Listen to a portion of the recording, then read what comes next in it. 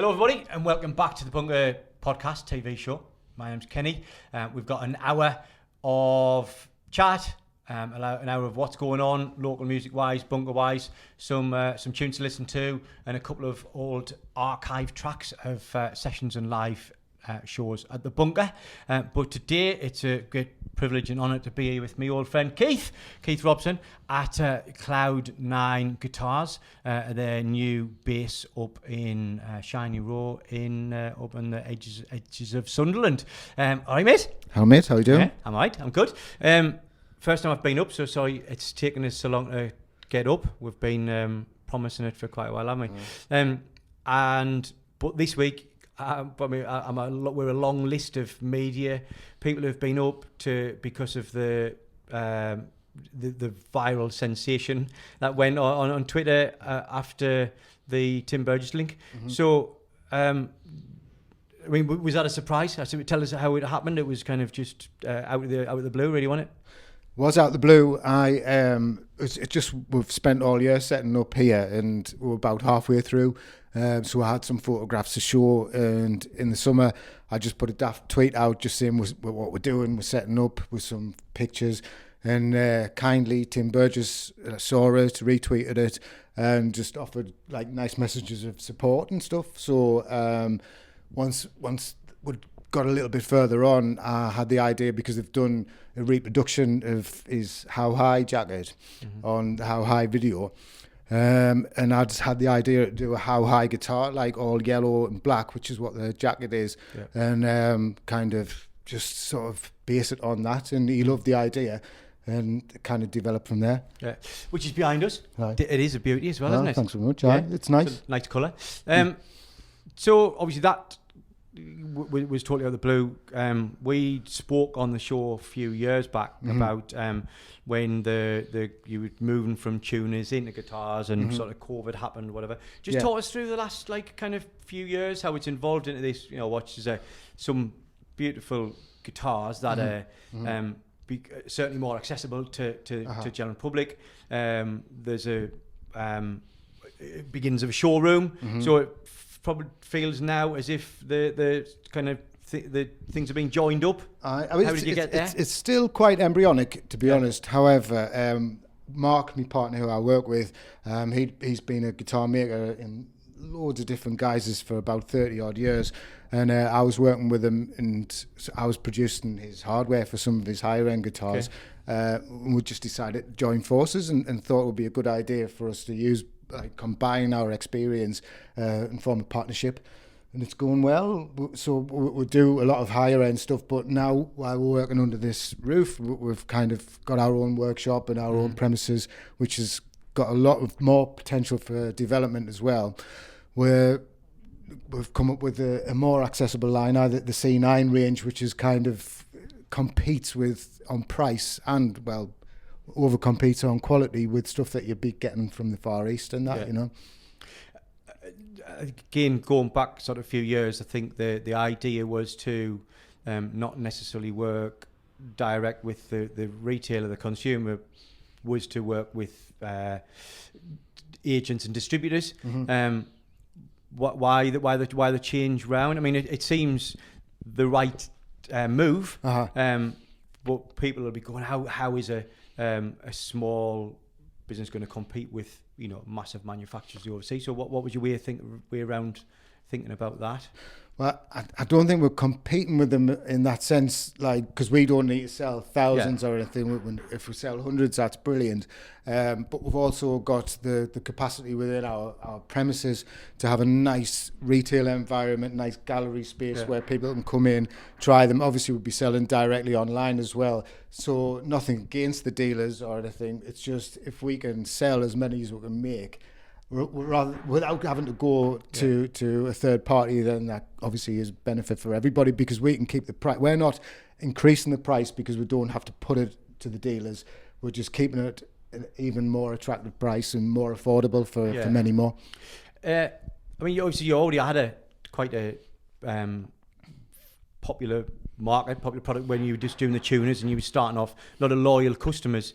Are they customers who are likely to and are they currently already transferring to customers who were buying these guitars? Not really, because a lot of my customers originally, when I was doing hardware, were guitar makers, which has been a good thing for me, because it's been like a good market research, because I've worked with them sort of for the past 15 years, and I've seen what people do, I've seen what I like, I've seen what people do that might not like so much, and it's been like a kind of thing where I thought I know exactly what I want from a line of guitars, which has been excellent experience for us.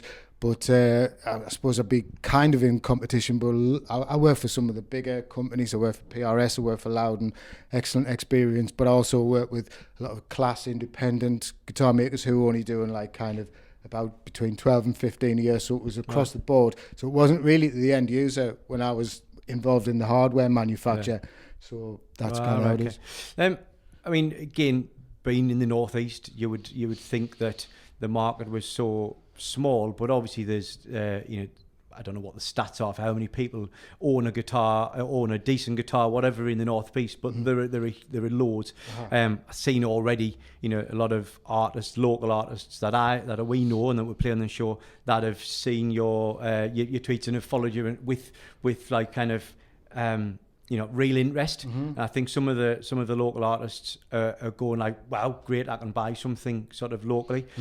Before we kind of touch on some of those, tell us a little bit about what makes them so special, what makes them so high end. Go as detailed as you want, or you don't worry about people missing it. Well, I wouldn't say these are as high end as you can definitely go the C9 range, but we do higher end. Yeah. However, what you are getting with the C9 range are like bespoke features. We wind all of our pickups in-house, pickup covers. We make as much of our hardware as we possibly can within reason. We've got all of the nice bespoke looking bevels. We use good quality products, good quality woods. So you're getting a really, really good value for your money compared to what you might potentially be from like stuff that's kind of soullessly made, anonymous stuff that you would buy from like mass-produced stuff from Korea. We don't mass-produce, we produce in volume, in numbers, so we're not doing like one guitar one at a time. However, we like to think that we're adding high value to the product for the price as well, especially. And obviously, guitarist enthusiasts, or a bit like a car enthusiast, they become devoted to their kind of their fascination. But I think with you've touched on the price of this being so much more accessible to guitarists who might be local, but that it is still such a better finish. And we spoke about this earlier. I was talking to Mark. We'll have a chat with him later on about how buying something out of a box from the Far East, which is being produced by machines and produced in the thousands per day and then shipped around, obviously isn't going to be that what somebody might think is just 2%, was probably kind of 20-30%. It'll make the difference for once it actually gets into your hand. Well, we like to think that everything we're doing is with passion and with love. So all the frets addressed, all the setups done. Like say we wind all of the pickups in house, and we have got bespoke options, and that's one of the beauties of having our own premises here, having our own gallery space. So if someone were to come in and they like that guitar but they want it in that colour, then they can absolutely do a pre-order, and there's all kinds of options which we can offer happily. And if there's ever any issues, that can come down and see us and we'll sort it out. Not that we're expecting it, but it's kind of taken away that anonymity from massive mass-produced stuff where we can come down and put like a kind of a face to the whole thing and have a customer relationship across the board. I see it. So I mentioned earlier on some local artists. I saw a good friend, Tom A. Smith, who used to present the the local music show in Spark. He's good friends with Tim Burgess, playing festival. And I saw he'd commented on a post recently. But a few weeks ago, David Brewer's Field Music were also commenting on and had kind of shown some interest. What has anybody else kind of locally necessarily that's kind of badgered you? I think so, quite a few. I can't think of them all off the top of my head, but it's been quite good in the sense that the response has been excellent. And what we see is the doors are open so that we can all come down and see what it's all about. We can talk about all the manufacturing and how we're doing it. And just everyone's welcome, Good. Well, I think, since lockdown and over the last few years, people are wanting to support local businesses. They are wanting to kind of go and, I think there's this kind of push against consumerism and push against some of the sort of websites that you might buy stuff that you see vans driving around the streets all day. So I believe that the music scene will support it and will come and get it. So that must be great. Well, it'd be nice to think because, like, say what we do, we're really going like competitive on price, and that's taking away like potentially what we think we could make profit wise, but we want to give a good product for a good price genuinely and like make people happy, and having the enthusiasm from all these local people can only be a good thing for us, Cool. So I mentioned field music, and I just throw a spanner in for Pat the producer, who's going to be playing for you later on. I'm going to be playing one of the guitars, playing a couple of his songs. We're going to have a listen to a field music track now. We'll have a listen to something from the last album. So here you go, this is field music. 1, 2, 1, 2, 3, 4.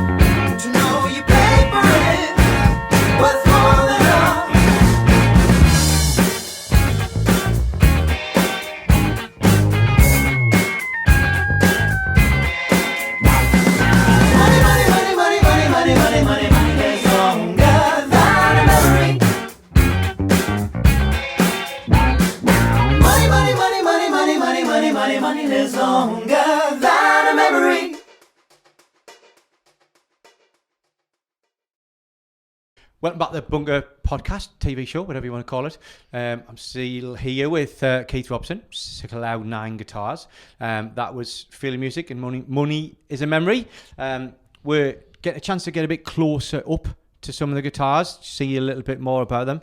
They are the one thing that kind of stands out straight away is like the colours are just really, really nice. I mean, I know that colour is probably secondary, but that finish is something that a lot of people go for. Yeah. You know, people go, oh, well, I want that one because it looks like whatever. So, quickly, tell us, we know why that one's yellow.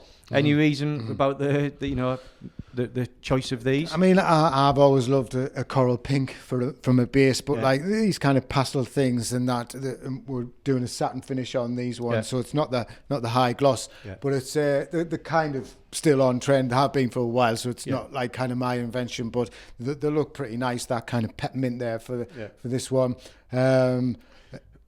No, you say it's on trend, so you're trying to you're not trying, you're doing something that is trendy, something that is, rather than something, you're not aiming at an older market necessarily. So this Jazzmaster style, tell us a little bit about Jaguar this one. kind of style. Similar, we've kind of pulled a little bit, the shape, and obviously the bevels that we've got going across. I think just to sharpen it up, tidy it up, rather than the sort of the radius.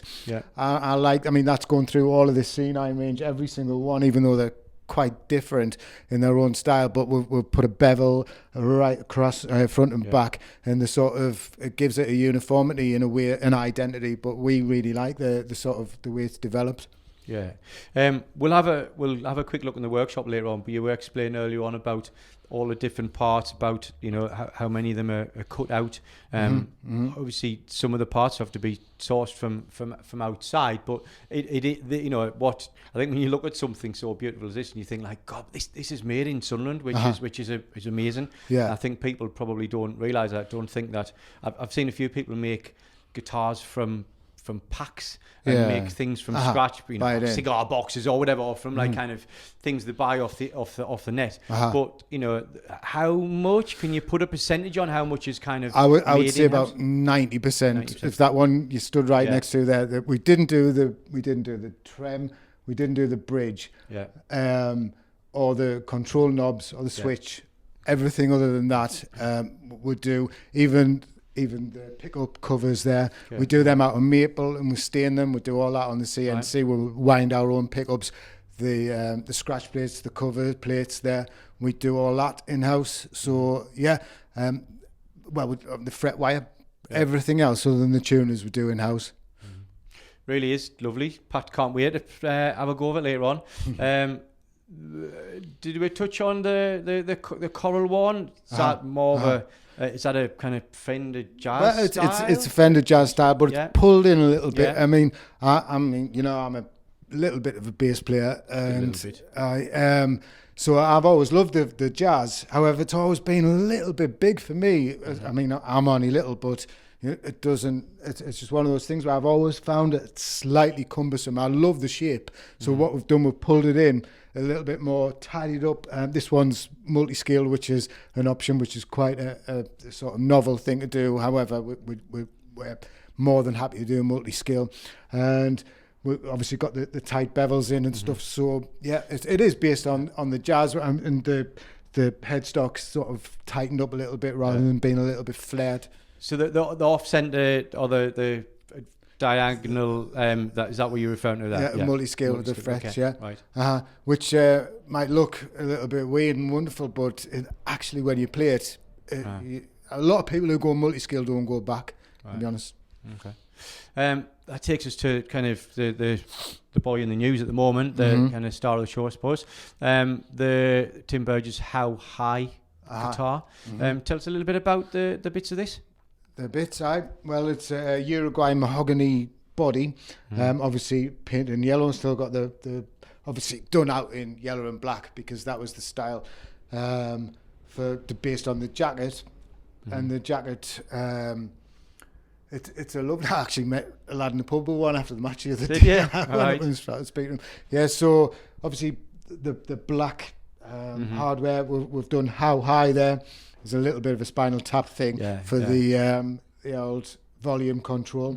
Everything done out in yellow and black. And the Oh, I Can Kiss the Sun there is based on Tim Burgess's actual writing when he was writing out the lyrics, and he sent them to us. That's actually in the hood of the reproduction guitar.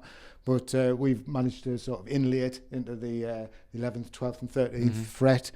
and truss rod cover in black tuning machines, black guitar strap. So yeah, it's a lovely guitar. Sounds great as well. And so Tim kind of retweeted, got into a bit of dialogue with him,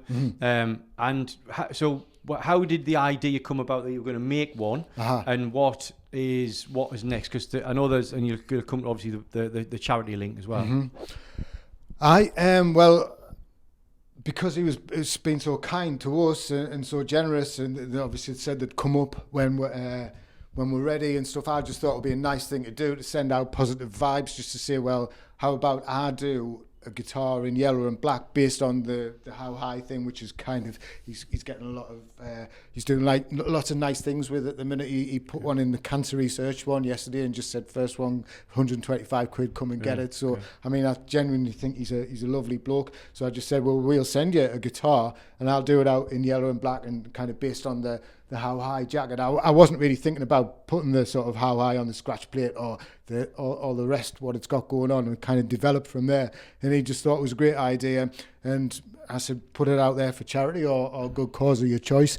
And from then it developed to obviously Bonehead from Oasis. He had cancer and he was treated by the NHS Christie Foundation Trust in Manchester.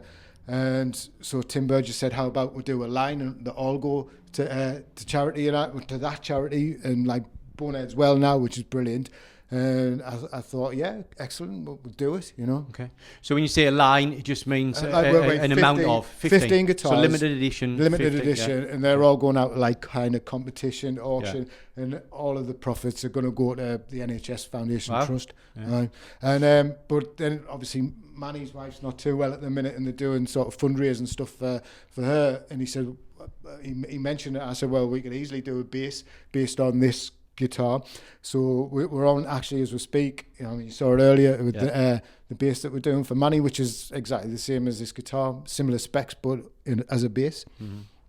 And that again, that's just a one-off. That's just a for one. Him, and is that likely to be auctioned, giveaway? I think that's they've got a fundraising event in a couple of weeks' time in Manchester, and it's kind of it's one of the things that's going out to auction on that night. So hopefully it'll raise a tiny bit of money. Yeah, I mean, how bizarre is that? Obviously, too, Tim Burgess, we went to see, back in the day, 1990 or whatever, went to see him at the Mayfair.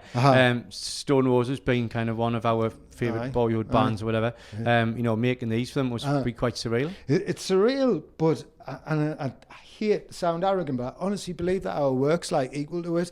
Otherwise, I wouldn't kind of have suggested it. Well, it wouldn't have happened if it wasn't.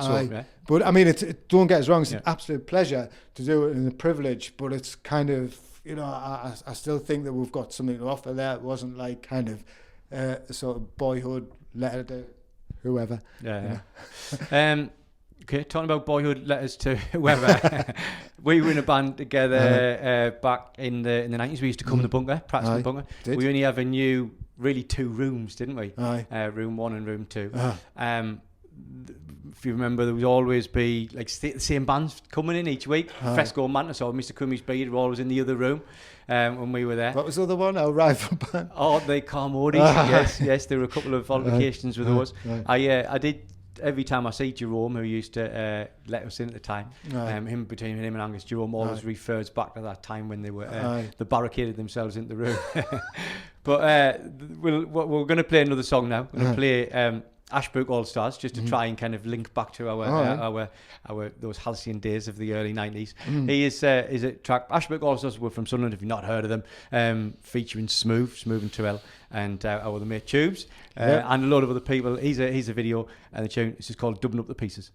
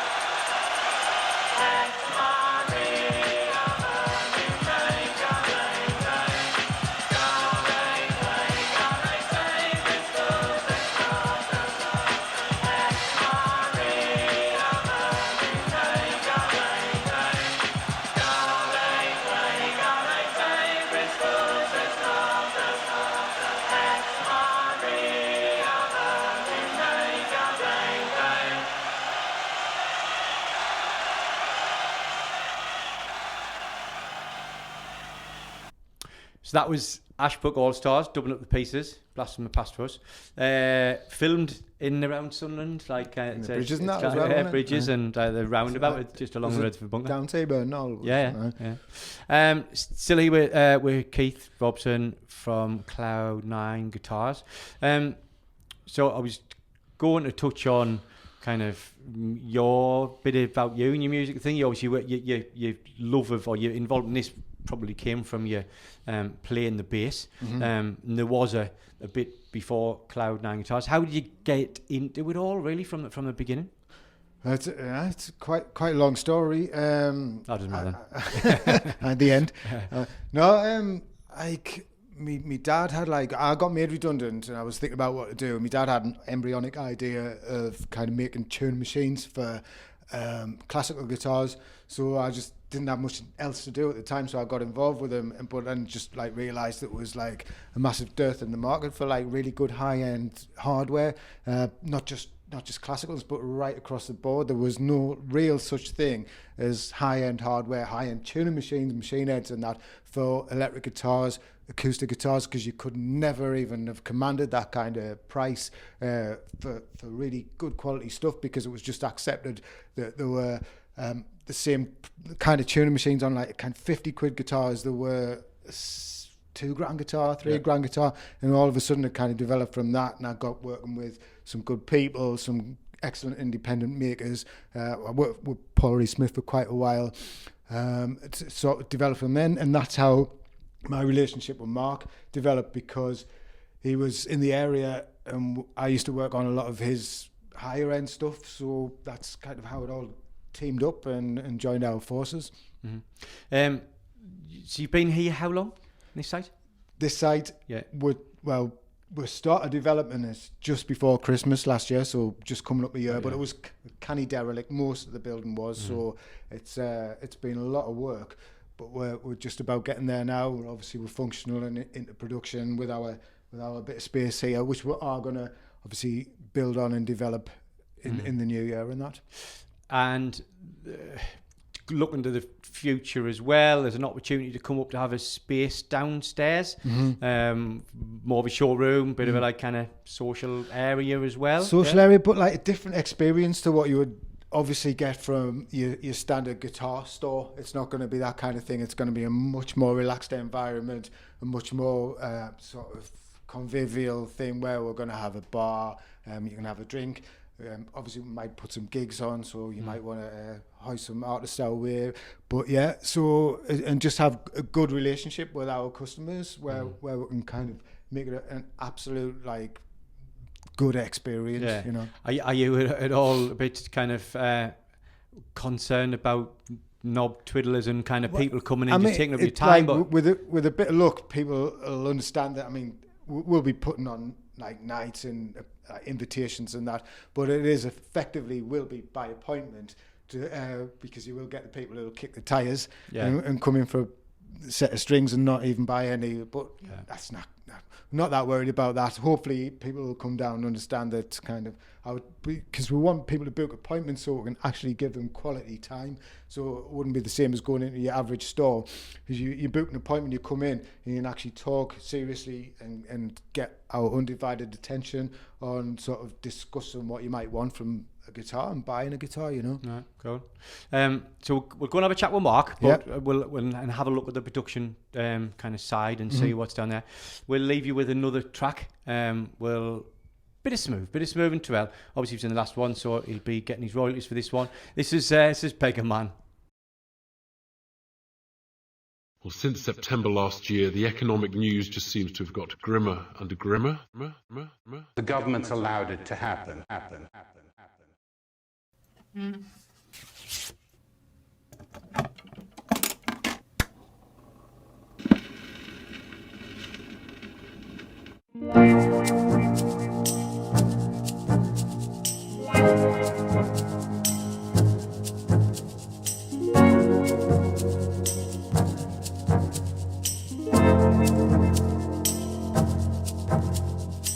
Sure enough, got nothing left, nothing in my hands. Turn out my pockets, I don't feel no hidden grand. There's a hole in the wall, well it spits in my face. Disgrace. Now give me something. Turn on the TV, media, hysteria. Mortgage coming out and I can't afford to even see the yard. Good at this goes in, but the drinks they're not. Get you on a global meltdown. Hey, yeah. Feel a crunch. Hey, yeah. Get to the beggar man, still strong.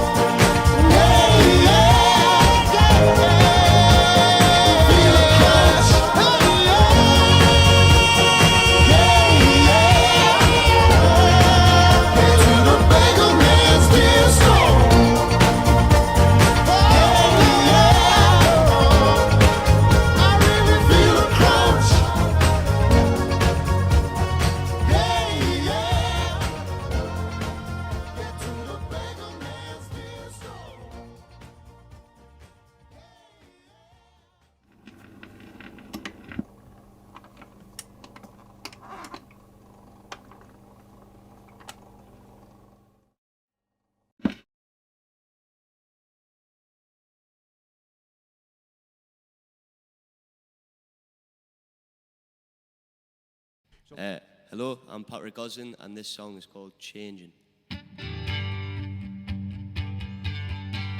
Are you sleeping in? Are you dreaming it? Going through stages? Are you feeling it?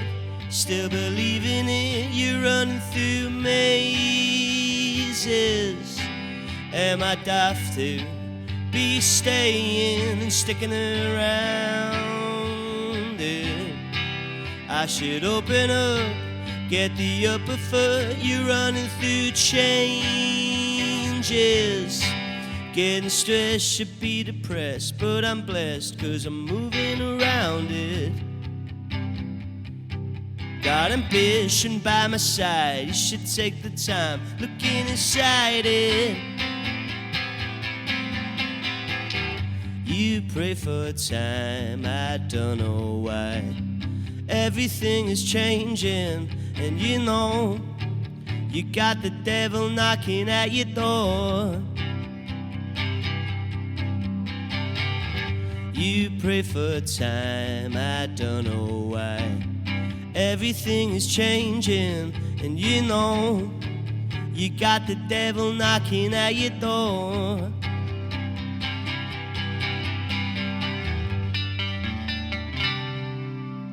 I should open that, keeping with the fact you're hoping it's phases.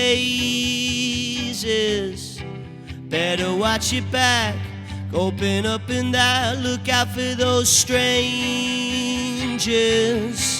Getting stressed, should be depressed, but I'm blessed 'cause I'm moving around it. Got ambition by my side, you should take the time looking inside it.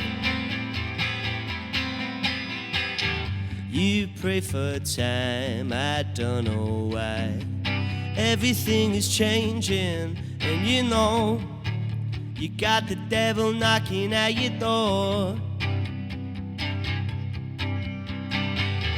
You pray for a time, I don't know why. Everything is changing, and you know you got the devil knocking at your door.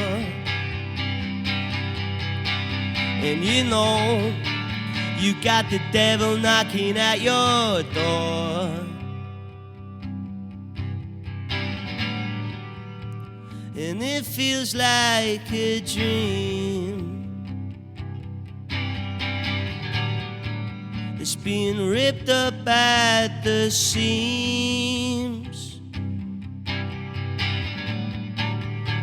And I just hope she's real. These days you don't know how to feel. You pray for time, I don't know why. Everything is changing, and you know you got the devil knocking at your door. You pray for time, I don't know why. Everything is changing, and you know you got the devil knocking at your door.